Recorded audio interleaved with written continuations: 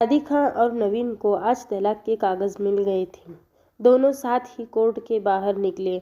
दोनों के परिजन साथ थे और उनके चेहरे पर विजय और सुकून के निशान साफ झलक रहे थे। 4 साल की लंबी लड़ाई के बाद आज फैसला हो गया था। 10 साल हो गए थे शादी को, मगर साथ में 6 साल ही रह पाए थे। 4 साल तो तलाक की कार्रवाई में लग गए। राधिका के हाथ में दहेज के सामान की लिस्ट थी जो अभी नवीन के घर से लेना था। नवीन के हाथ में गहनों की लिस्ट थी जो राधिका से लेने थे।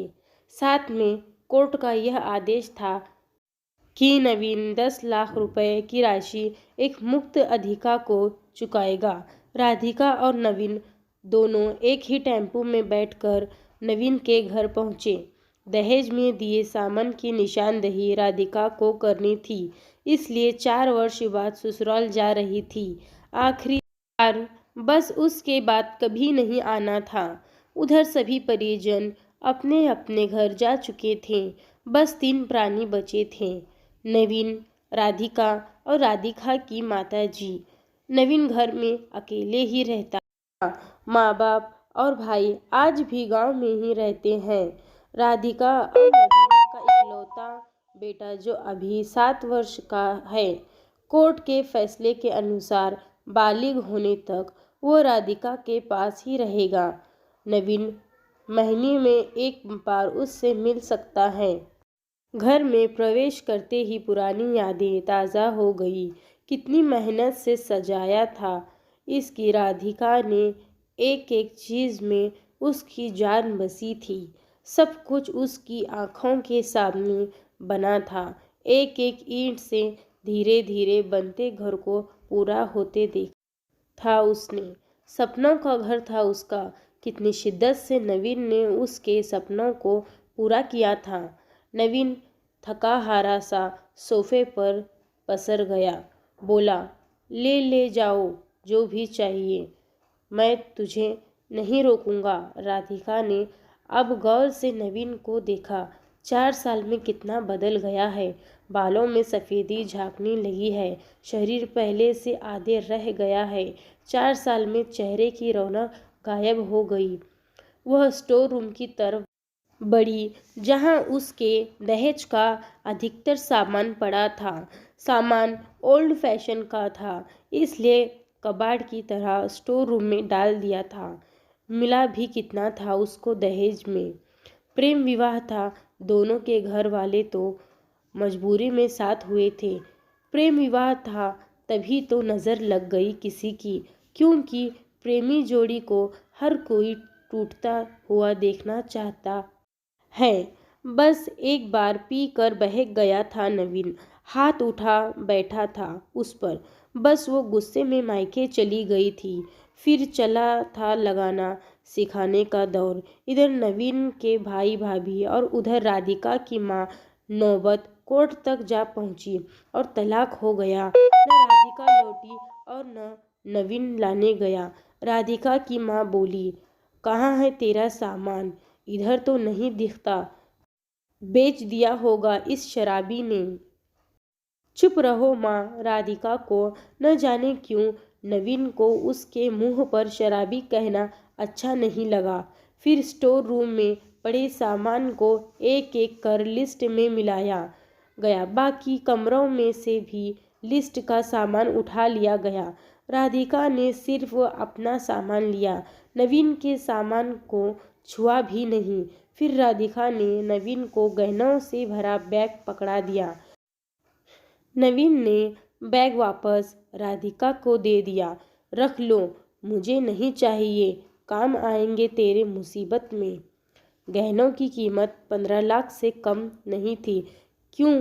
कोर्ट में तो तुम्हारी वकील कितनी दफ़ा गहने गहने चिल्ला रहा था। कोर्ट की बात कोर्ट में ख़त्म हो गई। राधिका, वहाँ तो मुझे भी दुनिया का सबसे बुरा जानवर और शराबी साबित किया गया है। सुनकर राधिका की माँ ने नाक भी चढ़ाई। नहीं चाहिए, वह 10 लाख भी नहीं चाहिए। क्यों?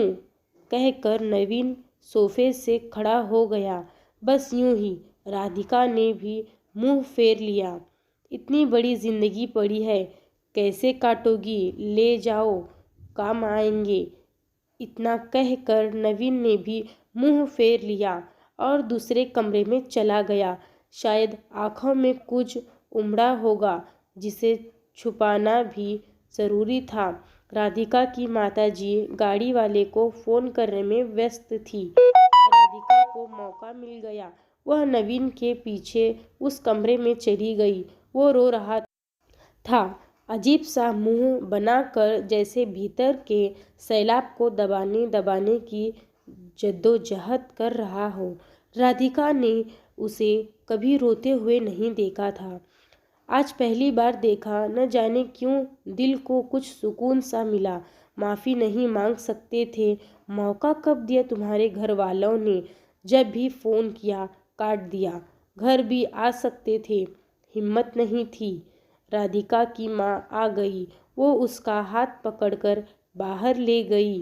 अब क्यों मुँह लग रही हो इसके? अब तो रिश्ता खत्म हो गया।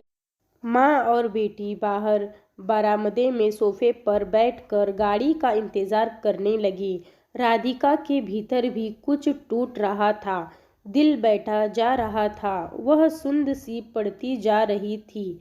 जिस सोफे पर बैठी थी उसे गौर से देखने लगी। कैसे कैसे बचत करके उसने और नवीन ने वो सोफ़ा खरीदा था। पूरे शहर में घूमी, तब यह पसंद आया था। फिर उसकी नज़र सामने तुलसी के सूखे पौधे पर गई। कितनी शिद्दत से देखभाल किया करती थी उसने। साथ तुलसी भी घर छोड़ गई। घबराहट और बढ़ती तो वह फिर से उठ कर भीतर चली गई। माँ ने पीछे से पुकारा, मगर उसने अनसुना कर दिया। नवीन बेड पर उल्टे मुंह पड़ा था। एक बार तो उसे दया आई उस पर, मगर वह जानती थी कि अब तो सब कुछ खत्म हो चुका है, इसलिए उसे भावुक नहीं होना है। उसने सरसरी नज़र से कमरे को देखा। अस्त व्यस्त हो गया है पूरा कमरा। कहीं कहीं तो मकड़ी के जाले झूल रहे हैं। कितनी नफरत थी उसे मकड़ी के जालों से। फिर उसकी नज़र चारों ओर लगी, उन फोटो पर गई जिनमें वो नवीन के से लिपट कर मुस्कुरा रही थी। कितने सुनहरे दिन थे वो। इतने में माँ फिर से आ गई। हाथ पकड़कर फिर उसे बाहर ले आई। बाहर गाड़ी आ गई थी। सामान गाड़ी में डाला जा रहा था। राधिका सुन सी बैठी थी। नवीन गाड़ी की आवाज़ सुनकर बाहर आ गया। अचानक नवीन कान पकड़कर घुटनों के बल बैठ गया। बोला, मत जाओ, माफ़ कर दो। शायद यह वह शब्द थे जिन्हें सुनने के लिए 4 साल से तड़प रही थी। सबके सारे बांध एक साथ टूट गए। राधिका ने कोर्ट के फैसले का कागज़ निकाला और फाड़ दिया, और माँ कुछ कहती उससे पहले ही लिपट गई नवीन से। साथ में दोनों बुरी तरह रोते जा रहे थे। दूर खड़ी राधिका की माँ समझ गई थी। कोर्ट का आदेश दिलों के सामने कागज़ से ज़्यादा कुछ नहीं है। काश उनको पहले मिलने दिया होता।